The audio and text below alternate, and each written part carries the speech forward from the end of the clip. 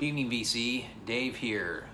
So recently I was a guest on the Dr. Rhythm channel, and it had come up that I was going to be receiving 10 records that had belonged to Bernard Purdie, the legendary drummer. Um, and so they arrived today, so I'm going to show these records. So it's interesting how this package came.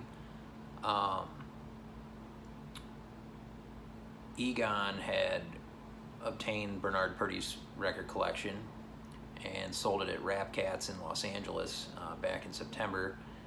And they had a lot of records left over that didn't sell due to condition or what have you. So he held a contest on Instagram.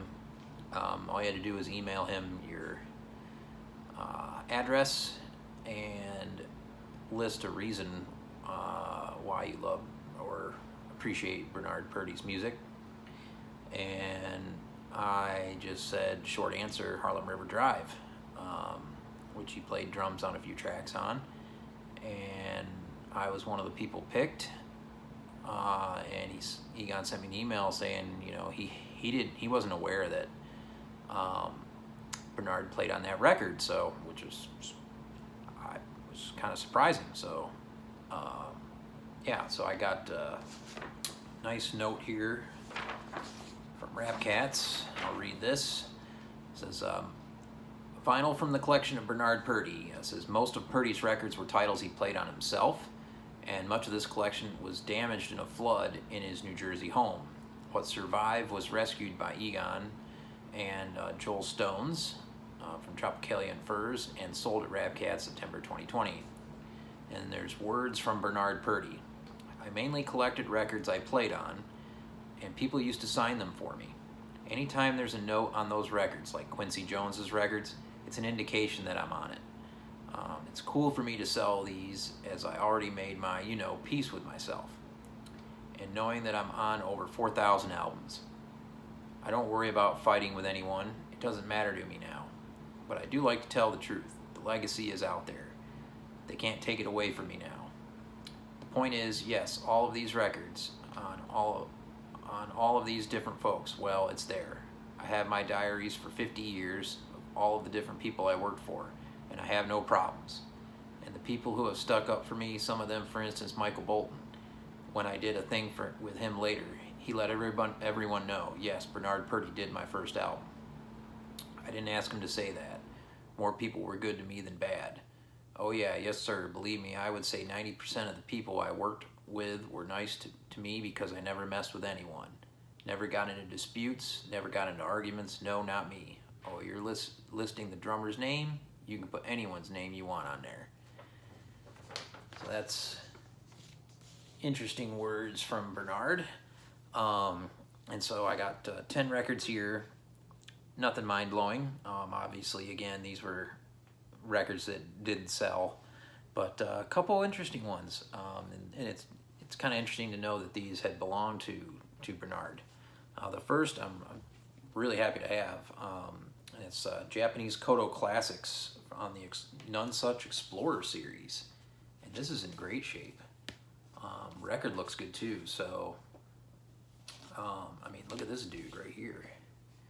Yeah, this is gonna be fantastic. I almost picked up a Koto record last time I was in Rochester at Record Archive, but I already had quite a stack, so I left it behind. And yeah, very happy to get that. That's kind of exciting. The next is like an original Frank Sinatra Sings for Only the Lonely from 1958 on Capitol. Yeah, always good to have some Frank if the ladies are around. So that's a cool one. This one I'm not really familiar with, other than Lou Rawls. It says Back to Cool, The Letterman, The Outsiders, Peter and Gordon, Chad and Jeremy, and Lou Rawls. This looks really old. Not sure what that's going to be about. Next is the Guitar Players. This is on the Mainstream label. This has got some cool blues players. Lightning Hopkins, Brownie McGee. Yeah. Of course, everybody's favorite Proud Boy, Ted Nugent, is on there, which makes this burnable, but that's okay. And we got probably my favorite record of the bunch, the Shy Lights Greatest Hits. This is going to be dope. I mean, look at that. Look at that group right there. This is on Brunswick Records. Yeah. Stoked that this was in the box. The next one is one I'll probably give to someone with a small child. And that's Bambi. This one's definitely got some water damage from the flood. This is based on the book by Felix Salten. Kids record. Next is an interesting record, Collins Shepley Galaxy, and it's a couple trumpet players, well, trumpet and flugelhorn, and they're playing Beatles covers, which is a very interesting record.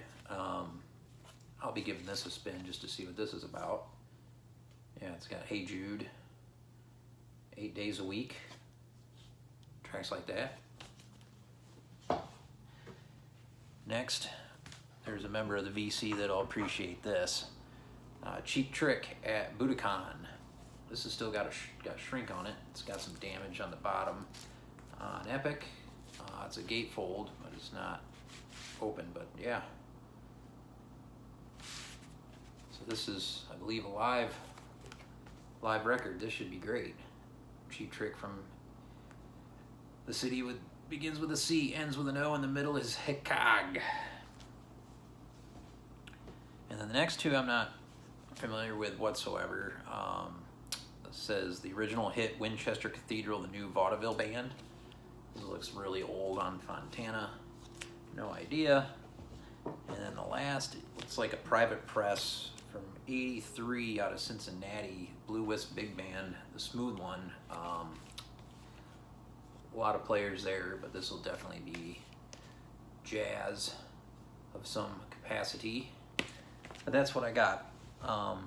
Just a couple there that are kind of stand out, but still really cool to have these records that belong to Bernard Purdie. So that's it. I hope everybody's well out there. Peace.